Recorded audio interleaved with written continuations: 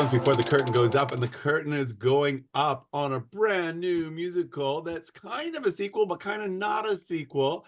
And we're talking with Kate, who's going to tell us all about that. Hey, Kate, how are you? I'm very well. Thanks for having me on your vlog. Is that what Yeah, officially this is called? A vlog, right? I'm not too Sort of? sure. I guess so. It's for Vancouver Presents, and they're going to publish it on their Okay. website, and it will be seen by dozens and dozens, if not hundreds and hundreds of people. And but don't forget to share it yourself once it comes out, because you can use it Absolutely. as a marketing tool for yourself to help sell out your show. And it should sell out because it's all kinds of spectacular. Um, this Cool. is this is now was the show that you did in 2018, and that was then is the new show. And you described these as chick flicks for the stage. What exactly does that mean? Well, I know there are a lot of feelings around chick flicks. There will be storylines to do with relationships and lots of emotions. And I know that in the first show, it was very much appreciated by the audience members that we passed out tissues as they were coming in. So I'll probably do something similar for this one.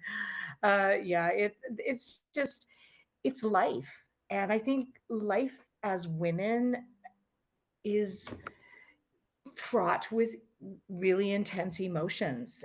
We are often um, like we care for the relationships in our families in a number of ways. We do all that heavy lifting, and so I guess that is what I mean by kind of the chick flick genre. Is it tends to be about relationships rather than action, if you know what I mean. Although there is very much a storyline and things do happen for sure. And it's not a direct sequel, although you're doing. And I know what you Mhm. reminded me of. Your titles reminded me of those Clint Eastwood movies in the '80s when it was uh, Any Which Way You Can and Every Which Way But Loose, which featured an Yeah. orangutan. So does your show feature an orangutan? No, that's the next show. The all orangutan version. The trauma and challenges from being an orangutan, caring for the Yeah, entire yeah, tribe. that's right. Okay. Now this what is this done like as a musical review, or is it a traditional musical? Like we have a song that sets the setting, and then we have the introduction of characters, and then the coming together song, and the villain song, and the declaration of what they want, and the I want songs and the dream songs and all that sort of stuff. Like what, or is it more of a cabaret like I Love You Now Perfect Now You Now Change, where there were Mm. all songs within a theme?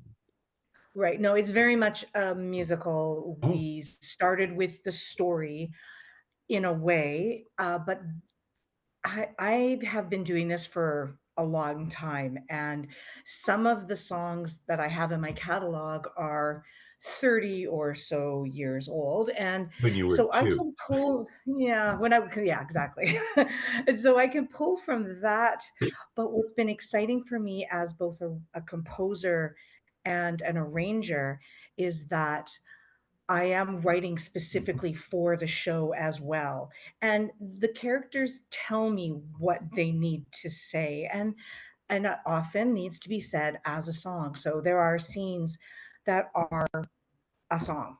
So Nice. there's but it's a complete scene. The song takes us through the whole arc of that story moment. Um, that being said, there's lots of dialogue. Yeah. It's not It's sung not through. only music. Exactly. So the opening song is the same opening song as opened the first show. However, some of the lyrics have been changed to Oh, suit good. this new, we're now 15 years beyond the end of the first show. So the primary characters are now in their 50s and they have different things to sing about. So instead of being a solo, that's the other big difference is now this song features all four of the cast members. Oh, nice. And yeah, it gave me a chance to really play with my harmonizing. I do a lot of choral music arranging, so that skill set came into play, and it's been very exciting to have such smart and talented actors to work with because I know that they can do whatever I can imagine, and Nice. exciting and really rejuvenating for me as a composer as well. How wonderful. I remember reading somewhere, I think it was in a book called Broadway Babies Say Goodnight, that in a musical, if you lift the songs out, say out of Sound of Music, or Yeah.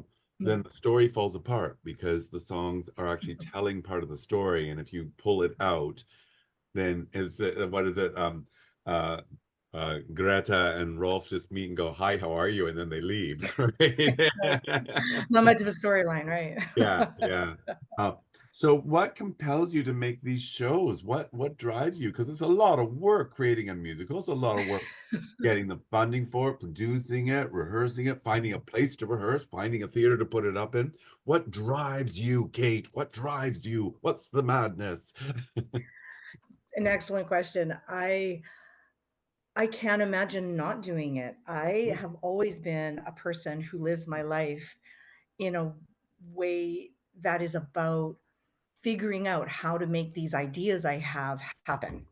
So I'll think of something that I want to try next, and I'll just ask myself, well, so how do I do that? And why not? And what else am I going to do with my time, really, and money? This is how I want to spend my days. It feels alive. And initially, the first show was, there's a longer story. I can make these stories take all night. But anyway, the Please don't. first show the first show was kinda spurred on by the fact I had been working with some high school students. I'd been hired as their vocal coach, and they'd written a musical based on the music of a local rock band called Mother Mother. And I literally was walking around one day going, well, if a bunch of high school kids can write a musical, I could write a musical. And I went home and I looked at my catalog of music and I kind of put it all together and imagined these two characters. And it grew from there. And so this second show came about, I think, like a lot of creative projects. It was COVID. And I got in touch with the actors from the first show to say, hey, do you want to try writing a sequel to the first show? And nobody else was doing anything, right? Because we were in lockdown and we started meeting on Zoom and we created some ideas for where they would have ended up. And it grew from there. How So, wonderful. yeah, It yeah. sounds it I, sounds beautiful. What's your favorite part about the rehearsal process right now? What's it? Because you're going up soon, yeah. not immediately, but it's but Yeah, you it's going well, and we're kind of on hold as far as rehearsals go right now. As I mentioned, one of the actors is on tour with the 30th anniversary of Winter Harp. That's Sabriel McCurdy, and then another of our actors is in the Carousel production of Snow White, where she and another actor play all of the. That's Katrina Tights. So we're on, we're just in a holding pattern right now while I work on all the administrative end of the show, and then we'll hit the ground running in January. But honestly, my favorite part of anything that I do creatively is when I get to work collaboratively. And again, I'm working with smart people. And so when we're in a rehearsal process and they have an idea, whatever it may be, um, the fact that it is usually something that works better than I could have ever dreamed up on my own. And we've been able to work it in. So I find that part very exciting. wow. And Yeah. now it just occurs to me that people listening to this interview might be going, well, what's the actual show about? I hear it's about women, and I hear it's about how women are holding everything Yeah. together, and I hear that we're going to need tissues, but luckily they're supplied. But what is the actual? Can you give us a quick summation of the plot of this is what you're going to do? If it was a TV guide, this Yeah. was the listing.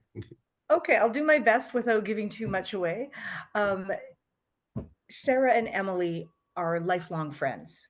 And they're who we met in the first show. They were the only two characters in the first show.